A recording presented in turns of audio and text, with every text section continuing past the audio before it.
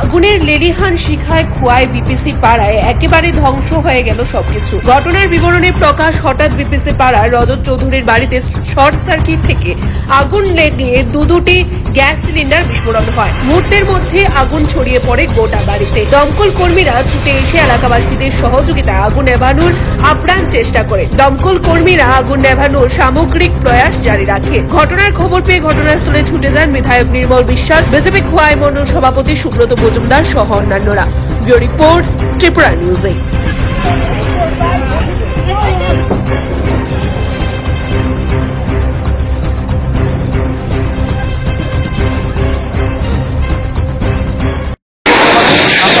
করতেছি এর আগে আমরা একটা বাসুদের বাড়িতে একটা অলরেডি আমরা আমরা আবার এখানে আইছি। বর্তমানে আমরা এখানে আমাদের কাজ করতেছি। আমরা যতটুকু পারি চেষ্টা করতেছি। এখন আমরা আগুন এখন কোনো অসুবিধা নাই। অলরেডি আমরা নিয়ন্ত্রণের মধ্যে বর্তমানে আগুনটা না, কারণ আমরা তো একটা পাম্প টান আউট, সেই কারণে বাসুদের বাড়িতে কাজ করতেছে আমাদের একটা টান আউট।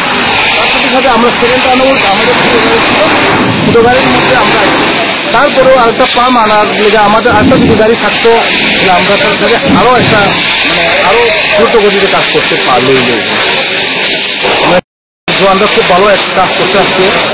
কেননা সোনাতলার যে আমাদের বাসুদের বাড়িতে বিরাট একটা বাড়িতে এখানে আগুন লাগছে, তার সাথে সাথে এখানে দুটো বাড়িতে আগুন লাগছে। আমরা বর্তমানে আমাদের কন্ট্রোলে আছে, আমরা কন্ট্রোল করতে পারি। খুব সম্ভবত শর্ট সার্কিট। আচ্ছা, মনে হইতেছে গ্যাস সিলিন্ডারকে ব্রাস্ট করছে। হ্যাঁ, দুটা ব্রাস্ট করছে। কি কি আসতো ঘরের ভিতরে? ঘরের তো প্রচুর জিনিস। একটা ফ্যামিলি থাকতে গেলে যা যা জিনিসের প্রয়োজন সবগুলোই। কার বাড়ি এটা? রজত চৌধুরী।